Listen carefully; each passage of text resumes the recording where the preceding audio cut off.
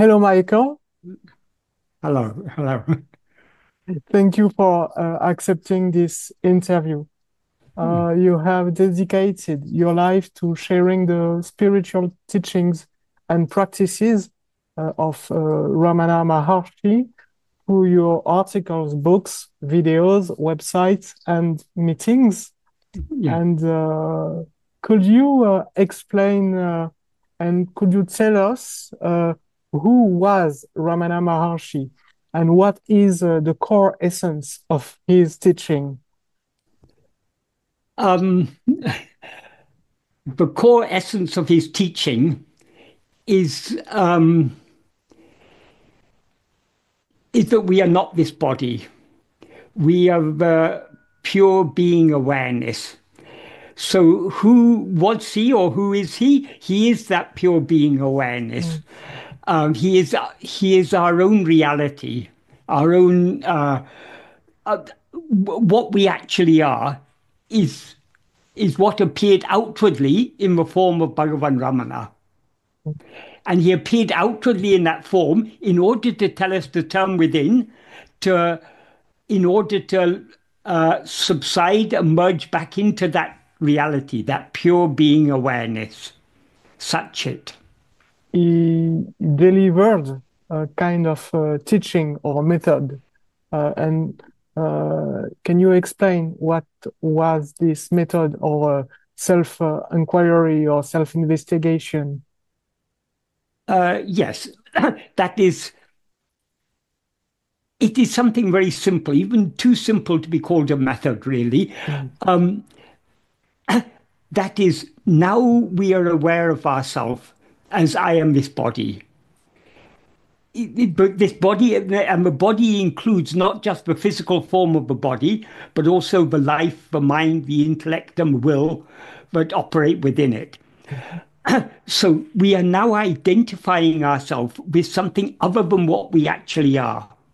Why this body is not what we actually are, we are aware of this body only in the waking state. In dream, we're aware of some other body. In sleep, we're not aware of any body. But in all three states, we are aware I am. So, what we actually are is that fundamental awareness I am, which is what is often referred to as Sat Chit. Sat means being in the sense of pure being, and Chit means awareness in the sense of pure awareness. So, what we actually are is pure being awareness. But now we have wrongly identified ourselves as I am this body. Of course, the pure being awareness doesn't ever identify itself as anything other than itself. But there is a spurious entity called ego that rises as I am this body. So, what we now experience ourselves as is this I that identifies itself with a body. This is ego. This is a false awareness of ourself. It's an awareness of ourself as something other than what we actually are. So, in order to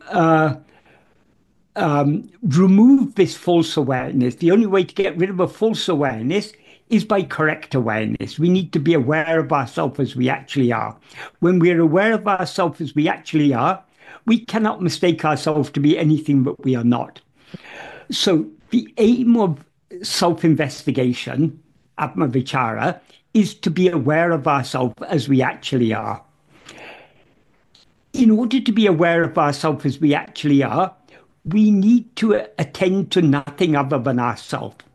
That is, it is only when we rise as ego that we're aware of the semi-existence of other things.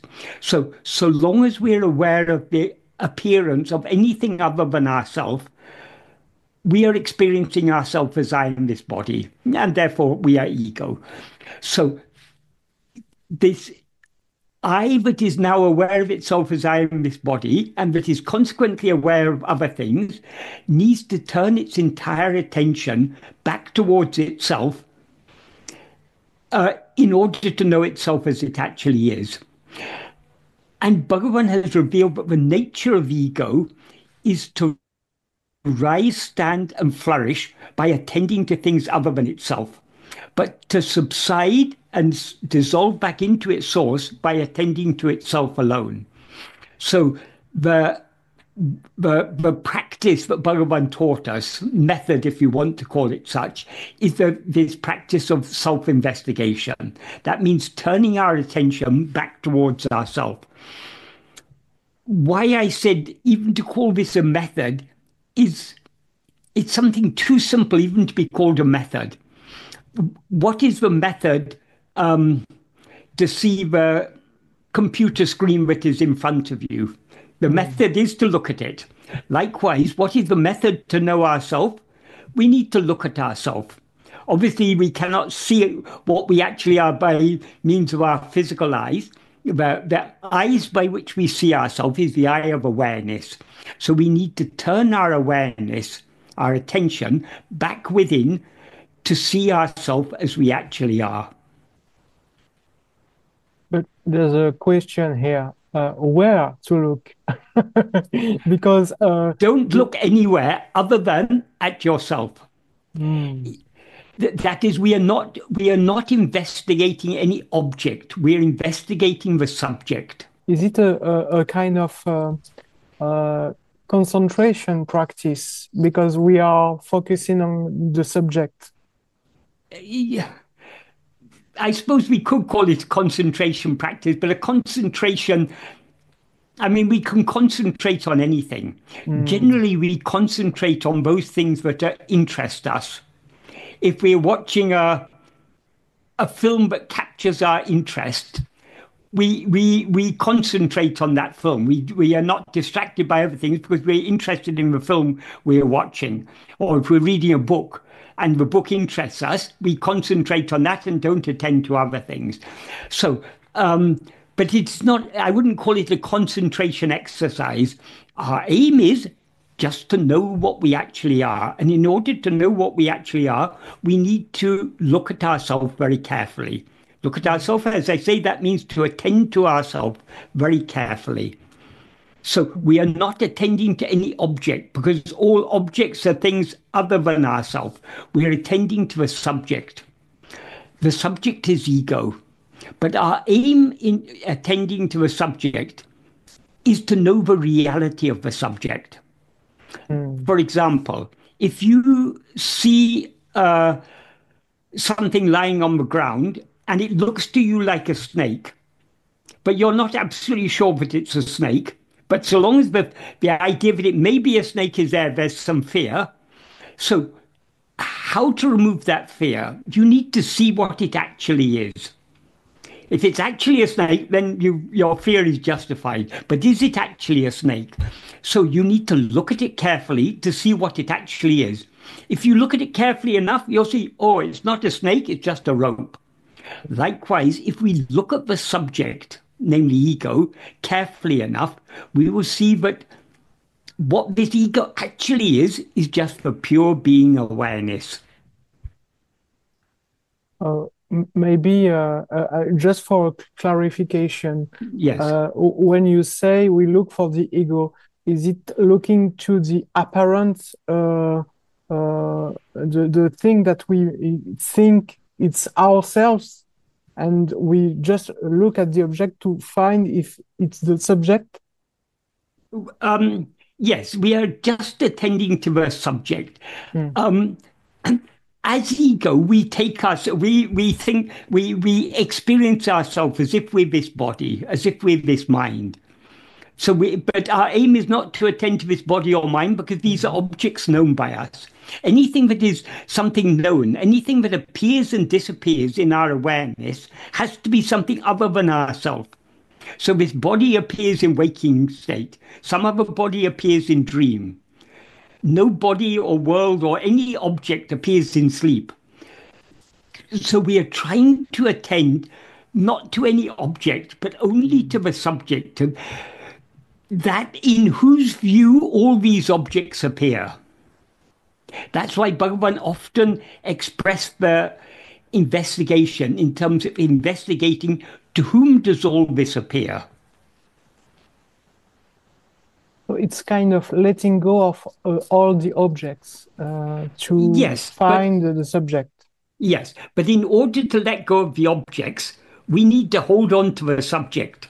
Mm. Because the nature of ego is to be always holding on to something, always Mm. attending to something. So, in order to let go of everything other than ourselves, we need to attend to ourselves alone. We need to hold on to ourselves, hold on to our own being. So it reminds me maybe of the neti-neti approach. Is it the same or excuse No, me for my ignorance? no, it's perfectly okay. It is, this is not the neti neti approach. Mhm. This is the iti iti approach. That is, neti means, iti means thus. So neti means not thus. Mhm. What we are not trying to that is what neti neti refers to is the analytical process by which we reason and understand, but we are not any object. We are not this body. We're not this mind. We're not anything that appears and disappears. This is the neti neti approach. But this is just this is a conceptual analysis. We Mm. can't know ourselves merely by understanding that we are not this or that. Because who is it that understands I am not this body? It is the I that is aware of itself as I am this body. So the understanding I am not this body is a superficial understanding. Our actual experience is I am this body. I mean, we clearly feel ourselves limited within the confines of this body. And we are so attached to this body. If this body is in danger, if we're crossing a road and suddenly a vehicle comes towards us quickly, we get a shock and we're afraid and we try and get out of its way because we take ourselves to be this body. So this ego, the false awareness I am this body, it's an actual experience.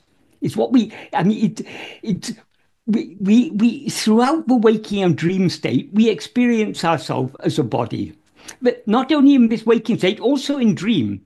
In dream, sometimes we find ourselves maybe on the edge of a precipice, and we're too afraid to go down, and climbing up we're also afraid because we may slip and fall. So we feel fear because we at that time that dream body is what we experience as I.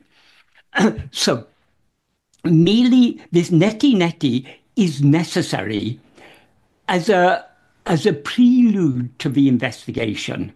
Because if we take ourselves to be this body and we're told to investigate ourselves, we'll start investigating the body. So the neti neti approach is very necessary as a prelude because it provides us with the understanding of what we are not. Mm. And that enables us to infer what we are. If we are not any of these objects, then we can only be the subject. So neti neti helps us to distinguish ourselves from other things. But that's, as I say, it's only a conceptual, it's only at a level of understanding. But we're not simply seeking a right understanding. We are seeking to actually be aware of ourselves as we actually are. So when we are analyzing neti neti, we are thinking about the body, the mind, and everything, and we're thinking why these things are not what we actually are. But in self-investigation, we are not to think about anything that we are not. We are to think, to attend only to ourselves. That's why I said it's not neti neti, which is about things other than ourselves. It's iti iti, which is about ourselves. Mm. Can we say that it's like self-abidance, just staying in the self? Yeah, self-abidance means being ourselves. Mm-hmm. Ourself in this context implies what we actually are. we are always, of course, ourselves. There's never a moment when we are not ourselves. But when we rise as ego, we seem to be something other than what we actually are. But as Bhagavan explained, the nature, as I said earlier, Bhagavan revealed that the nature of ego is to rise, stand, and flourish by attending to things other than itself. So long as throughout the waking and dream state, we're constantly attending to things other than ourselves. But this same ego that feeds itself on attending to other things, if that ego turns its attention back on itself, its nature is to subside. Subside back where? Subside back into its being, which is the source from which it rose. So in order to be as we actually are, we need to attend to ourselves. So long as we're attending to anything other than ourselves, we're rising. So self-abidance means the state of not rising, just being as we actually are. In order to just be as we actually are, we need to attend to ourselves. And to attend to ourselves means that we have to try to find it? It's not even a matter of try to find it, because anything that we need to try to find is something we don't know now. But we always know ourselves. There's never a moment when we don't know ourselves. So as Bhagavan said, self-knowledge is not a new knowledge to be attained. But if it were a new knowledge to be attained, whatever is attained will be lost. What we are trying to do is to know what we actually are, and thereby to remove the false awareness of what we are not. And I believe that there's another practice or another wing of the practice that is called self-surrender. What's the difference with self-investigation? Is there a difference, or is it the same? It's the same. It's the same, because as I say, by attending to ourselves, we subside. We as ego subside. That subsidence of ego is self-surrender. But we want to find a difference between self-surrender and self-investigation. The difference is we cannot investigate ourselves. That is, we cannot attend to ourselves without thereby surrendering ourselves. But the path of surrender begins prior to self-investigation. That is, on the path of devotion, we want to surrender ourselves to God. And when we try to surrender ourselves to God, we find the first thing that stands between us and God is our will. Whatever happens, it's God's will. But many things that happen to us, we don't like. We want something else. So long as we are constantly exercising our will, liking this, disliking that, that is not the state of surrender. So long as we have holding on to a separate will of our own, so long as we hold on to our likes and dislikes and desires and attachments and hopes and fears, we are thereby separating ourselves from God. We are wanting something other than what God wants. So that's why the path of surrender begins with surrendering our will. So what surrendering our will means we try to give up our likes and dislikes. Whatever happens, it is the will of God. So your will is my will. That is happiness for me. We shouldn't want anything other than what God wants for us. And whatever happens to us, nothing can happen without God's will. So on the path of devotion, surrender begins with trying to surrender our will to God. That's why if we are doing some action, we try to do it not for desiring some result. We are doing it just for the love of God. So this is the beginning of the path of surrender. But if we progress along this path of surrender, we will find we can never completely give up our likes and dislikes and desires and so on. We can reduce them to a considerable extent, but we cannot give them up entirely, because it's the very nature of ego to have likes and dislikes. So in order to surrender our will completely, we need to surrender ourselves. So long as we remain as a separate individual, we will have a separate will of our own. So the path of self-investigation is the pinnacle of the path of surrender. That's it's where surrender ultimately leads. And the surrender can be complete only by means of self-investigation. Because we cannot surrender our will or surrender anything else completely without surrendering ourselves. And we cannot surrender ourselves by any means other than self-investigation. Maybe for clarification, Yes. is it self-surrender? Is it like to let the flow of life happen without intervention? Yes. Yeah, whether we let it happen or not, life is going on. We cannot change it, but we always want to change it. I want this, I don't want that. This is constantly, if we observe our will, how our will is functioning, we are constantly wanting something other than what is now presented to us. We are now in poverty, so we want wealth. We are sick, so we want health. The nature of ego is to be always dissatisfied. Nothing in this world can satisfy us. Some people have desire for wealth, some people have desire for name and fame, other people have desire for just leading a quiet life, some people have desire for learning a lot, or whatever it is. But wherever we seek happiness, we will be frustrated, because the true happiness doesn't lie in anything outside ourselves. So we need to wholeheartedly accept things as they are. This is an essential part of surrender. So long as we are unable to accept things the way they are, we are constantly asserting our own will.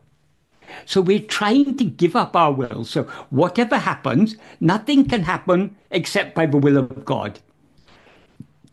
That is, on the path of devotion, we understand God is infinite. So he's infinitely powerful. He's omnipotent. He's infinitely, there's nothing, his knowledge is infinite. So he's omniscient. His love is infinite. So he's omnibenevolent. His presence is infinite. So he's omnipresent. So we understand this is the nature of God. Because God is all-knowing, nothing can happen without his knowledge. Because he's all-powerful, nothing can happen without his consent. And because he's all love, nothing can happen that is not good for all concerned. So we all undergo so many difficulties in life. But whatever difficulties we undergo, we need to understand these are difficulties given to us by God. So since they're given to us by God, it's for our own good that we are put through these difficulties. Because the difficulties we face in life are very good opportunities for us to learn surrender, to accept however much difficulty I have to face, it's all his will, let me accept it. So just accepting life as it is, that's an integral part of surrender. And this is very, very important. We shouldn't think, oh, I can skip this path of surrender, I'll take straight to the path of self-investigation. Because so long as we have strong likes, dislikes, desires, and so on, we will not be willing to turn within. So surrendering our will, learning to accept things as they are, is essential, because then only we are willing to let go of things. And if we're not willing to let go of everything other than ourselves, we won't be willing to hold on to ourselves, because by holding on to ourselves, we are thereby letting go of everything else. The self-surrender, isn't it like removing all the dust on what we are, and it makes, maybe I have the feeling that it makes more clear the object of the inquiry. Exactly, exactly. The dust you refer to is our desires and attachments. So long as we have strong desires and attachments, they cloud our mind and is constantly pulling our mind outwards. By this path of surrender, we are gradually purifying the mind. We are giving up our desires and attachments. That is, we are cleansing ourselves of the dirt. When the dirt is cleaned, what remains is clarity. It's dirt that makes everything murky. So take a person who's very arrogant, has very strong desires, attachments, and so on. Such a person will be very selfish because they're blinded to the feelings of others. As we become more and more purified, as we give up our own likes and dislikes, we'll be less selfish. We'll naturally feel more concern for others. When we see someone else suffering, it pains us. That's if we're on this, if our mind is purified at least to some extent. But for a person with a very impure mind, why should I worry about this person suffering? All that matters is me. Me. That is a very strong ego, full of arrogance, full of greed and attachment and desire and so on. That is a very impure mind. The more we learn to surrender our will, the more our mind is thereby purified. And the more it's purified, the clearer it becomes. And so unless we have at least a certain degree of purity, none of us are perfectly pure. I mean, we all know, if we're following the spiritual path, we know better than anyone else all our own defects. but we need at least a certain degree of purity, at least enough purity to recognize our own impurities. It's because if we don't have a sufficient degree of purity, firstly, we will feel no inclination to try and turn our attention within, because we'll only be concerned about other things and what other things can do for me. We're not really, we won't be willing to turn within to see who we actually are. That's one thing. We won't have the will to investigate ourselves. Secondly, we won't have the clarity. Like some people, when you try to explain why we are not the body or mind or we're not any object, they just don't get it.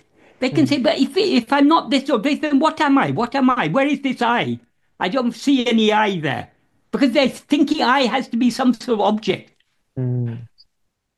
That's why many people find it very difficult to... What Bhagavan has taught is extremely simple. But we need a certain degree of clarity in order to understand what he's saying, to recognize what it is we have to attend to. And that clarity comes with purification. That's what Bhagavan, this path of surrender is generally called the path of bhakti. Bhakti means devotion or love. The path of investigation is called the path of knowledge, the path of jnana. Bhagavan has made it clear bhakti and jnana are inseparable. In fact, he often used to say, bhakti is the mother of jnana.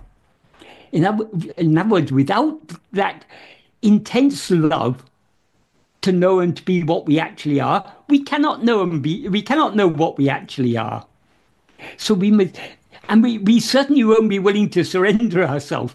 So this bhakti and jnana are inseparable.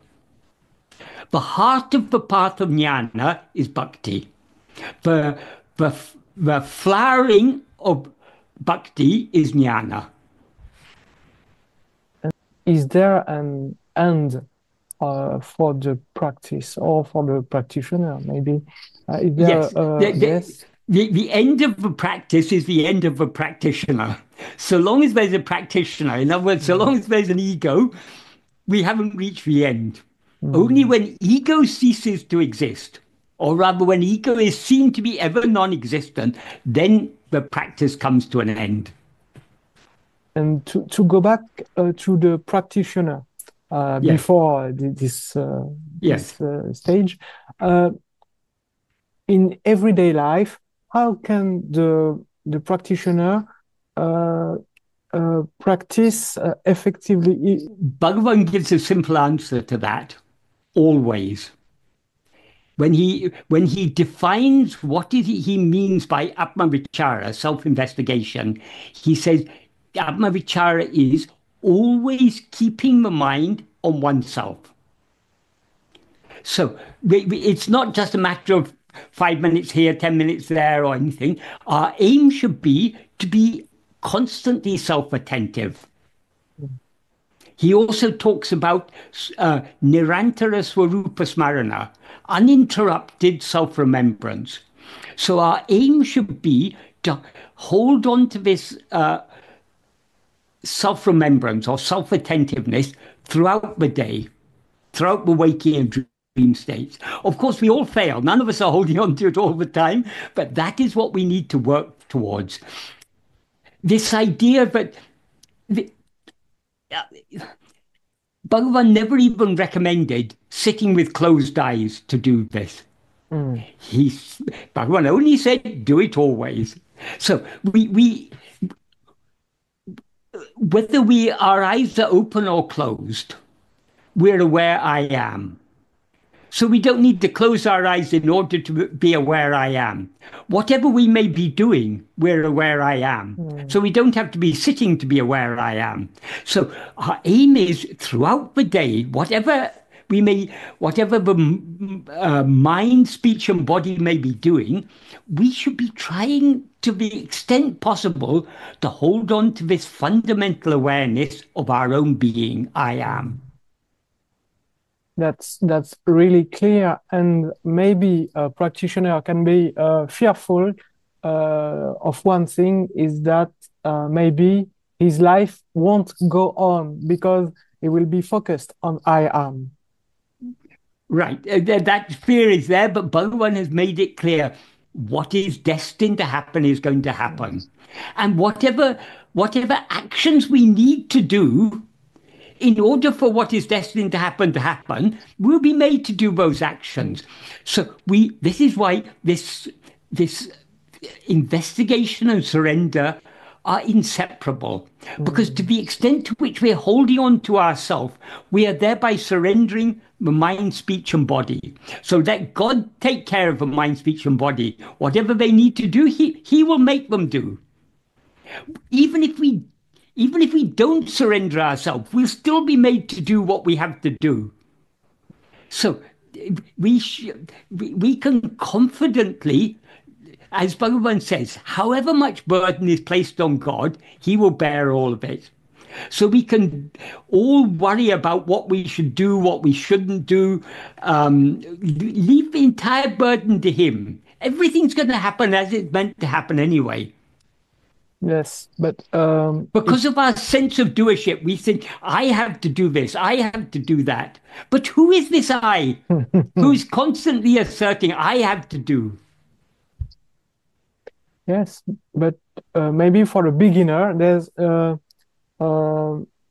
sense of he has to try to see that everything should arise as it should.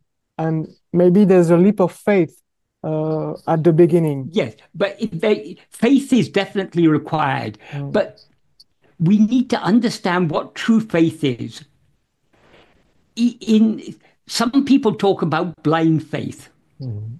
That is not the faith we're talking about. But true faith, that blind faith is very unreliable. Because if we blindly believe something, such a faith is a very unreliable faith. The faith we require is the faith that is born out of clarity. That faith that is born out of clarity will be very firm and unshakable. So that faith will come to the extent to which we subside. The love to subside and the clarity, everything comes along with it.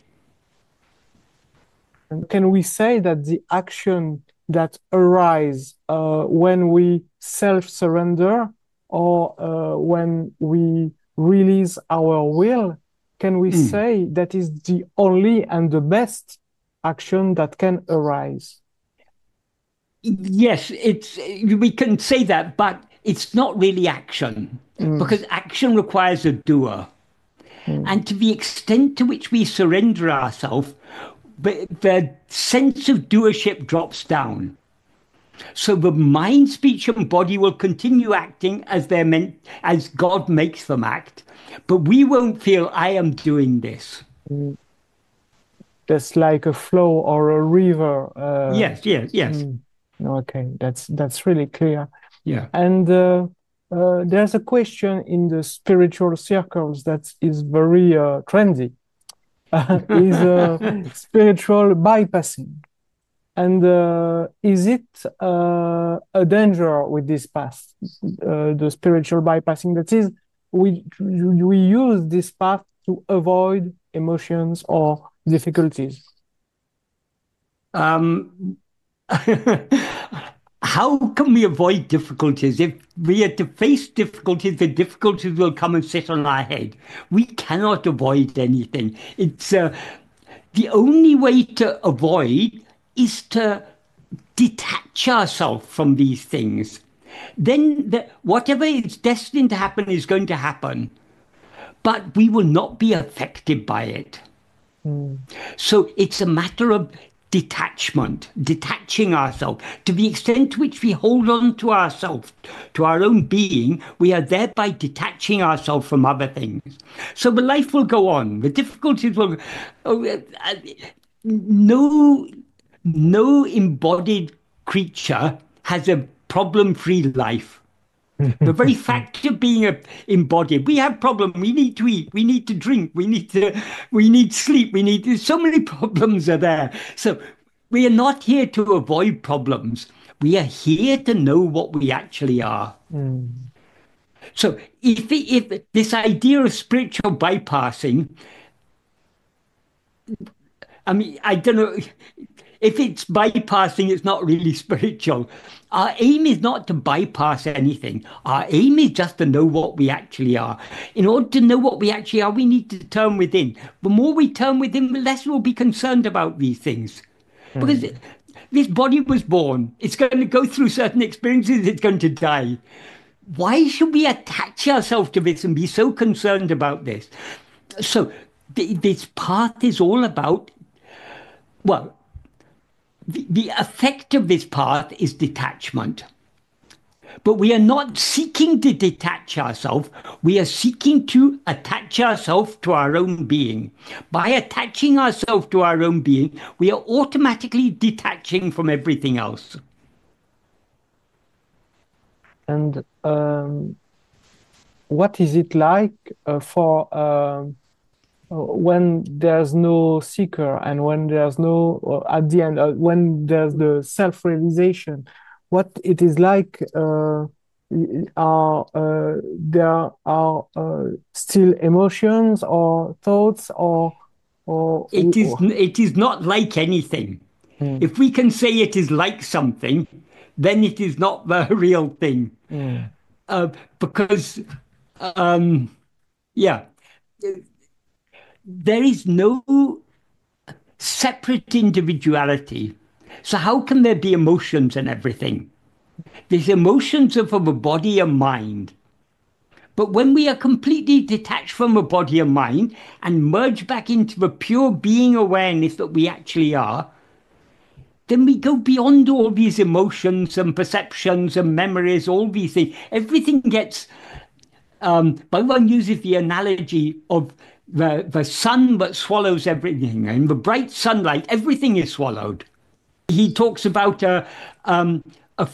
in old days they had photographic plates for taking photographs. If that photographic plate is exposed in the sunlight, it's completely wiped out. It's like wiping out all the data on your PC. It becomes useless. So we become, that is, everything is wiped out. And what is real alone remains. If someone is wants to begin on this path, yes, what is the first move? What do you have to find a teacher or a book or a video or just what we need to have at least a certain degree of clarity of understanding. Because if we don't understand the path, we can't follow the path. So we need to understand why we are not this body and so on, and why we therefore need to investigate to find out what we actually are. So we need a basic understanding. The reason, as I said, when you asked at the beginning, who was Ramana Maharshi or who is Ramana Maharshi, I said he's our own being. He's our own reality. He appeared outwardly in human name and form in order to give us teachings to turn back within. So he is Guru for us. People have an idea Guru is a person, and therefore there must be a living person to be Guru. Every living person one day becomes a dead person. So a living person is not a proper Guru. Guru is ever living. Guru is our Guru is our own reality, what is shining in our heart. So Bhagavan has appeared outwardly in order to give us these teachings. So these teachings are the teacher for us. They're our Guru. That Bhagavan, in the form of his teachings, is giving us this clarity, but we have to put that into practice by trying to turn within. Some people, they come to this path, instead of catching the whole point is to look within, to understand what we actually are. They think, oh, a guru is necessary. So they start looking outwards. If you go to any real guru, he'll still tell you, stop looking outside, look within. So when we've got that teaching so clearly from Bhagavan, why should we continue looking outside? We need to look within. The feeling of the I am feeling, maybe, can we say that it's the guru? Yes, except I wouldn't say it's a feeling. Because a feeling suggests something rather vague. I have a feeling he's a good person.